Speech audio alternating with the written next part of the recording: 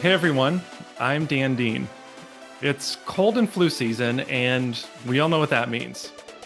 You guessed it, breathing out of one side of your nose.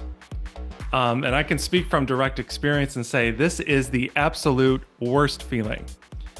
If you're like me, though, you're probably wondering if there's anything you can do about it and what exactly is going on up there. Well, today on Three Big Questions at Rush, we're speaking with Dr. Peter Papagiannopoulos about what a deviated septum is and if it might be affecting your breathing in some way.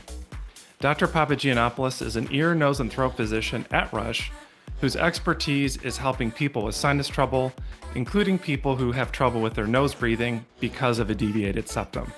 It's so great to have you here, Dr. Papagiannopoulos. Thanks, Dan. Thanks so much for having me. So, to kick things off, it's time for question one. So, with the symptoms that I described, and things like, I wake up sometimes in the middle of the night and I've got one clogged nostril and I got one open one, is this a sign that I have a deviated septum? Yeah, it certainly can be a sign. Kind of when I'm discussing this kind of condition with patients in the office, I first kind of like to give you guys understanding of what's in the nose and how can our nose get blocked. Because I think that there's both structural things going on in there, but also some inflammation things. So I just kind of want to paint you a picture so you can kind of picture it in your own head. So imagine each side of the nose is like a hallway. And each side of the nose begins with the nostril and it goes straight back about 8 centimeters. So just literally imagine two hallways next to each other. In between those two hallways is a wall, and that wall is your nasal septum. So just imagine two hallways in between with a wall in between. Now, the job of the nose, the job of those two hallways is really to get air in, to warm it up, and to humidify the air. That's literally the job of the nose. So, when we're having problems breathing through the nose or getting air in, sometimes it can be due to a structural problem. And so the most common structural problem people hear about is that wall in some people is not right down the middle. And some people it can be more off to one side than the other, and that's called a deviated septum.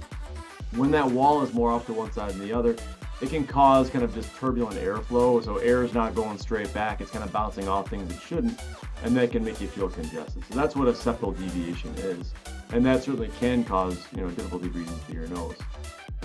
There's other things too. So in those hallways, there are banisters essentially. So think about that septum being in the middle, but on the side walls of each hallway, there's a structure called the inferior turbinate. And that structure is got a lot of blood that goes to it. And it looks kind of like a sausage in the nose for just a picture in your head. And what that does is the blood in that structure helps warm up the air we're breathing. So that's really a big filter for our nose. So in some people, one of the reasons we don't breathe well is those structures can be too big. And when they're too big, it's almost like the filter function's working overtime. It's not letting enough air in. And that structure can get bigger and smaller and is very much dependent on blood flow. So when you're laying down at night, blood can more easily go to your nose because your nose and heart are at the same level. And so people will often say, Doc, I'm more congested when I lay down at night. It's because more blood is going into those turbinate structures. And that can make you feel this congestion that seems to alternate. But it's really based on blood flow to your nose. Okay, so question two is, if I'm having these symptoms and we don't really know for sure what's going on, when's the right time for someone to come in and make an appointment and figure out if they should get treatment or not, or figure out what exactly their diagnosis might be? Yeah, I think first off, if something's going on for more than a month straight and it's new for you, it's usually worth seeing somebody like me, a nose and throat doctor, to kind of see what's going on. The other thing that's a part of this is that it has to bother you, so meaning if you feel like you're not breathing well and you're bothered by it, then it's certainly worth coming get checked out. So if it's a deviated septum, this is question three now, and I have to get treatment, what would be some of the options that would be available to me if I have to actually go and address it? Yeah. So, when somebody comes in and says, I can't breathe too well through my nose, again, it can be from a deviated septum. It can be from big turbinates, those things on the sidewalls we were talking about. No matter what the cause, we typically always recommend we try something simple first, because sometimes surgery is the answer, but sometimes it's not. So you always want to try the simple things first. So typically we always recommend the first thing you try is a month of a topical steroid spray in your nose called Flonase is the most common version of that, but there are others, Rhinocort, Nasonex. These are all topical steroid sprays in the nose that help decrease some of the blood flow to those turbinate structures we were talking about. If you can make those a bit smaller, you can breathe better no matter what your septum is doing. So that's the first thing we always try. And some of these things are over the counter, such as the Flonase. So if you feel like you're congested and want to try that once daily for a month and see if it helps you, that's the first thing most of us would have you try. If that doesn't make you better, or if the spray bothers you, you get dry, surgery is always a consideration. So we can always then talk about, should we do a surgery to improve the structures of the nose, meaning get that septum more in the middle. That's called a septoplasty. We would then, if those turbinate structures are big, we can make those smaller.